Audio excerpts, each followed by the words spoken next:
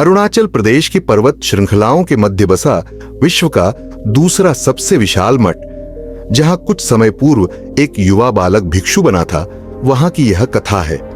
एक दिन मठ का प्रधान भिक्षु और वह नवयुवक भिक्षु देश भ्रमण को निकल पड़े। दोनों ने अनेक ग्रामों और नगरों की यात्रा की, असंख्य लोगों से भेंट की और उनके जीवन के अनुभवों को सुना और साझा किया। एक दिन अचानक तेज वर्षा और तूफान ने उन्हें मार्ग में रोक लिया। पास की एक धर्मशाला में उन्हें शरण मिली। धर्मशाला में उपस्थित सभी लोग वर्षा के मनोरम दृश्य का आनंद ले रहे थे। कुछ लोग हास परिहास में मग्न थे, तो कुछ गर्म चाय की चुस्कियों का रसास्वादन कर रहे थे।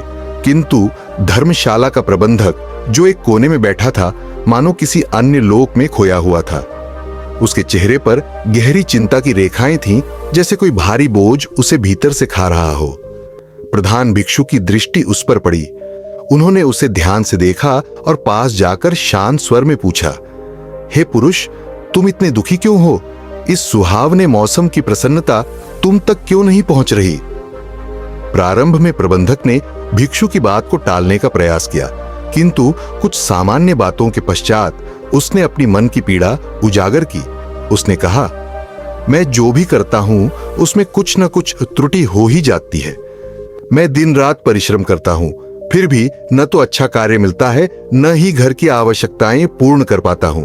मेरी पत्नी और दोनों बच्चे मन मसोस कर रहते हैं, सोचते हैं कि एक दिन सब ठीक हो जाएगा, किंतु मैं न अच्छा पिता बन पाया, न ही योग्य पति। यह सुनकर नवयुवक भिक्षु से रहा न गया।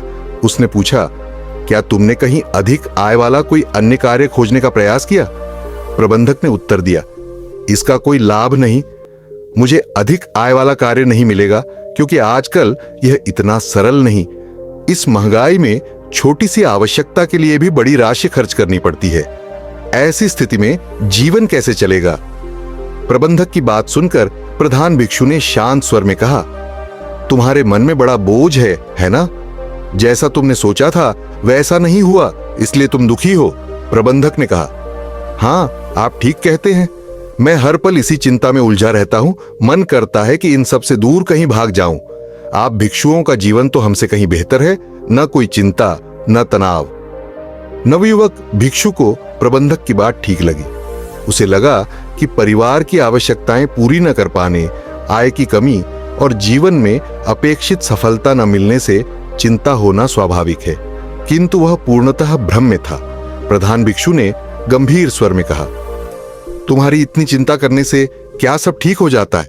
सोचो, यदि यह सब ना होता तो तुम क्या करते? प्रबंधक ने कहा, मैं समझा नहीं, आप क्या कहना चाहते हैं? भिक्षु ने पुनः गंभीर स्वर में कहा, तुम जो पास है उसके लिए प्रसन्न न होकर जो नहीं है उसके लिए दुखी हो। तुमने केवल अपनी समस्याओं के बारे में सोचा, चिंता की और उसी चिंता को पालने लगे। क्या तुमने कभी विचार किया कि तुम्हारी यह चिंता तुम्हारे पास जो है उसका अपमान कर रही है? तुम्हारा घर तो उसी कार्य से चल रहा है जिसे तुम तुच्छ समझते हो, इसलिए तुम्हें शांत और प्रसन्न होना चाहिए, न कि चिंता में डूबे रहना चाहिए। प्रबंधक ने कहा, हाँ, किंतु जिन समस्याओं से मैं जूझ रहा हूं उनकी चिंता तो मुझे होती ही है। मेरे अतिरिक्त सभी सुखी और आराम से जीवन जी रहे हैं।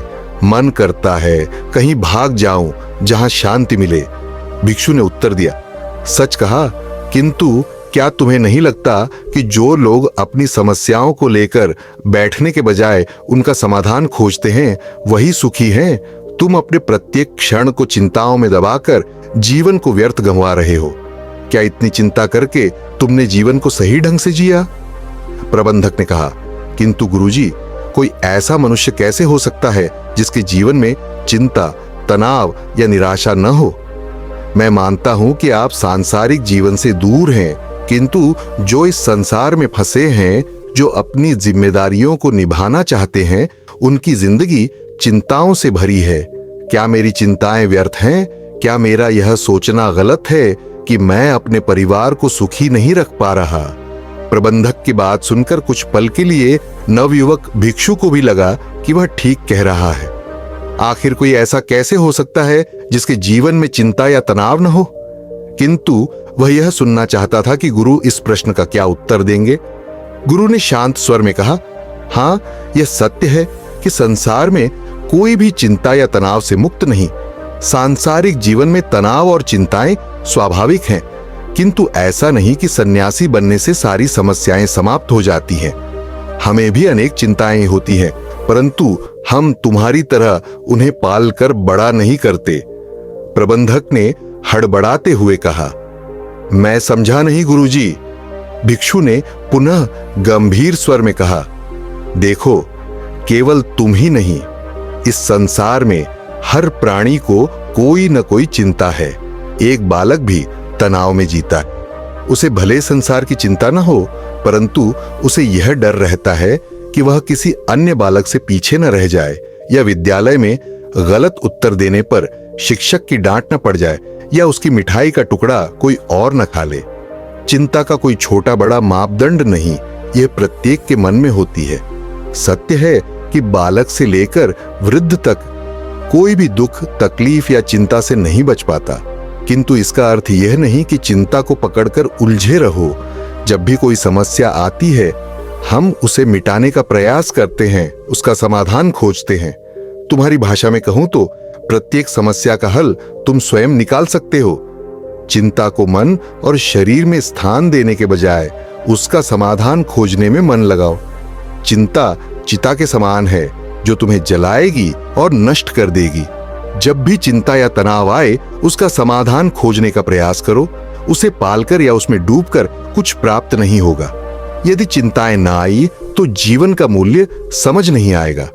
अंधकार के पश्चात जब उजाला आता है, तब उसकी महत्ता समझ आती है।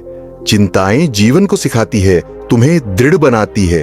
अतः अब चिंता में जीना बंद करो और शेष जीवन को प्रसन्नता से जियो। भिक्षु की बातों से प्रबंधक को एक नई शक्ति और समस्याओं को देखने का नवीन दृष्टिकोण प्राप्त हुआ।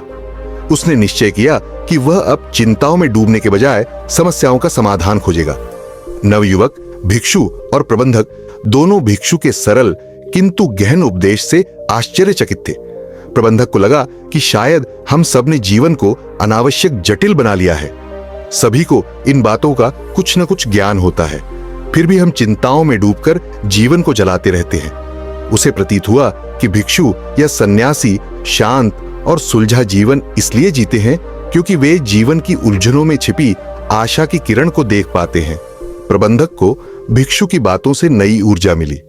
उसने निश्चय किया कि वह समस्याओं को लेकर परेशान होने के बजाय उनका हल खोजने में ध्यान लगाएगा। दोस्तों, उम्मीद है कि आपको यह वीडियो पसंद आई होगी। अगर वीडियो पसंद आई तो वीडियो को लाइक और चैनल को सब्सक्राइब भी कर सकते हैं। धन्यवाद।